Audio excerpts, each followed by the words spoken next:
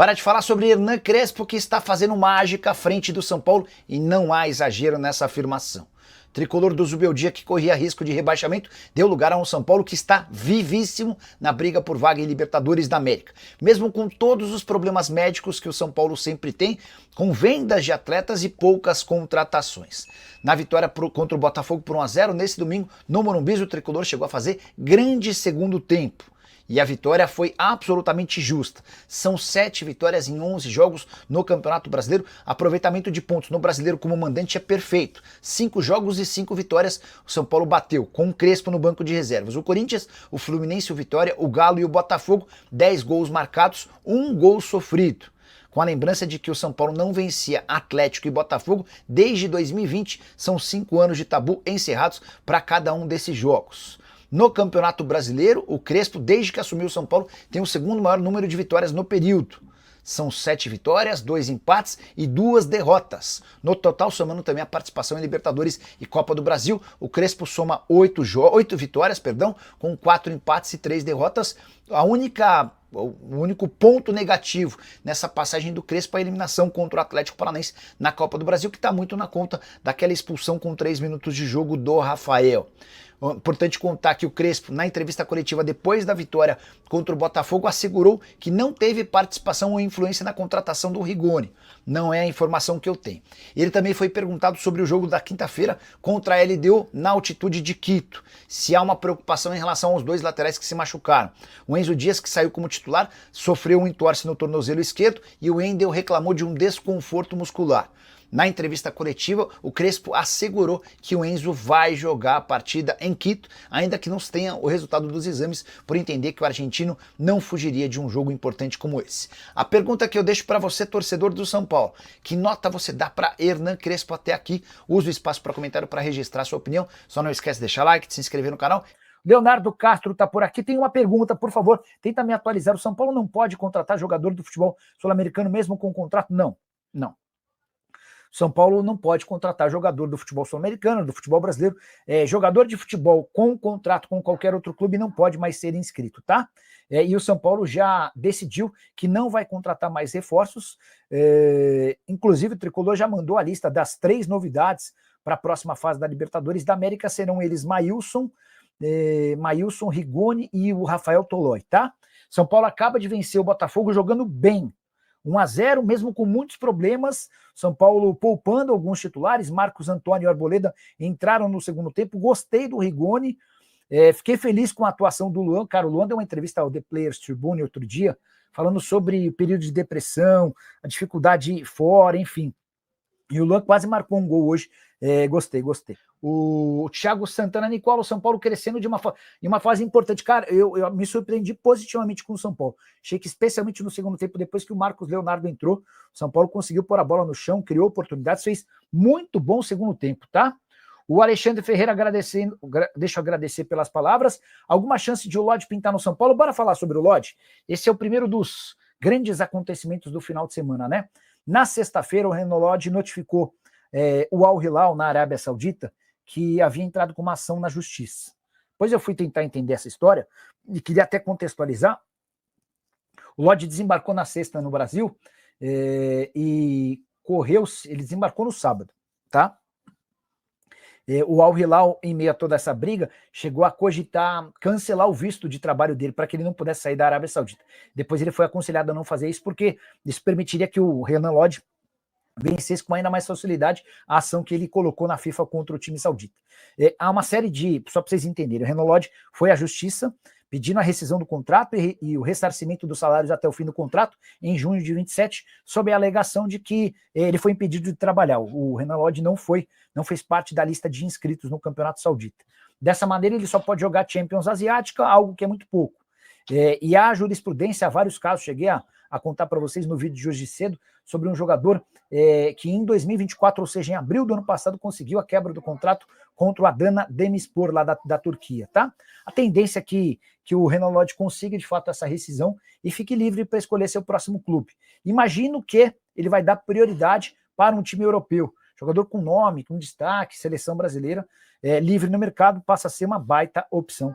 de mercado. Vocês concordem? Severino Costa, boa noite, Nicola. Você viu aí o nosso tricolor perigoso apodar o Flamengo ainda?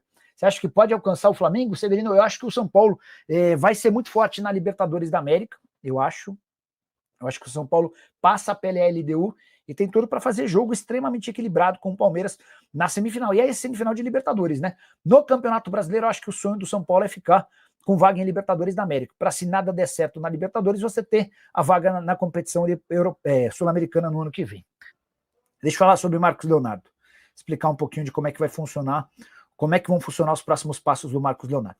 Quando o Renan Lodge foi à FIFA para rescindir o contrato com o Al Hilal, eu e todo mundo imaginávamos que o Marcos Leonardo seguiria o mesmo passo. Eu conversei com o Fernando Brito, que é empresário do Marcos Leonardo, nessa semana. A gente conversou por quase meia hora no telefone. E ele me explicou todo o contexto da negociação com o São Paulo, disse que o Marcos Leonardo teve 16 propostas, e a única que ele, de fato, sorriu e falou, cara, essa que eu quero é a do São Paulo. São Paulo só o ajudaria com 50 mil reais por mês, era uma ajuda de custo, até porque ele seguiria ganhando os seus salários do time saudita, mas a transferência do dinheiro para cá, em condições como essa de empréstimo, seria meio complicado, então ele pediu 50 mil reais por mês de ajuda de custo para o São Paulo, e o São Paulo concordou, o negócio, vocês já sabem, acabou caindo. Nesse bate-papo, o Fernando Brito também me garantiu que ainda que consiga na justiça a rescisão do contrato, o Marcos Leonardo não vai jogar no São Paulo nem em outro clube brasileiro. E a justificativa é de que não faz sentido, estando livre no mercado, vir ao Brasil. Ele viria ao Brasil por empréstimo por conta desse fechamento de janela e para jogar Libertadores da América. Se ele ficar livre, o Marcos Leonardo vai buscar um time grande do futebol europeu. Tá? Sobre a novidade do domingo, o Renan Lodge entrou na justiça contra o Al Hilal, o Marcos Leonardo ainda não. É que o Hilal está manobrando lá no Campeonato Saudita uma mudança no regulamento. Só para vocês entenderem, até o ano passado, você podia inscrever 8 atletas estrangeiros e mais 2 com menos de 21 anos. O Marcos Leonardo foi contratado com 21 anos, pertencendo ao Benfica. Ou seja, ele na temporada passada, ele jogou nessa categoria sub-21. Não é na categoria, né? Mas ele jogou, ele entrou nesse grupo dos atletas com menos de 21 anos de idade. 15 dos 18 times da Arábia Saudita protocolaram um pedido para a federação para permitir que atletas contratados como sub-21 seguissem nessa condição, mesmo já tendo ultrapassado a idade. Hoje o Marcos Leonardo tem 22 anos. E a tendência é que nessa semana que está começando, a Federação Saudita confirme essa permissão. Então o Marcos Leonardo, apesar de ter 22, seguiria podendo atuar como se fosse um sub-21. E essa situação ficaria até o fim do contrato. O Marcos Leonardo tem vínculo até 2029. Uma maluquice total, né? Mas foi o jeitinho brasileiro que os sauditas estão encontrando, então existe uma possibilidade real de o Marcos Leonardo seguir por lá, tá bom?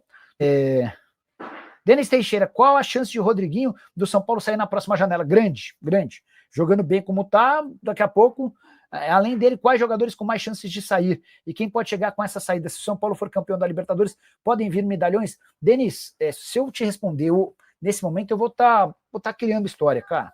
Ninguém no São Paulo tem a menor condição de fazer esse tipo de previsão, porque está tudo muito no condicional. Quanto o Rodriguinho vai se sustentar como titular?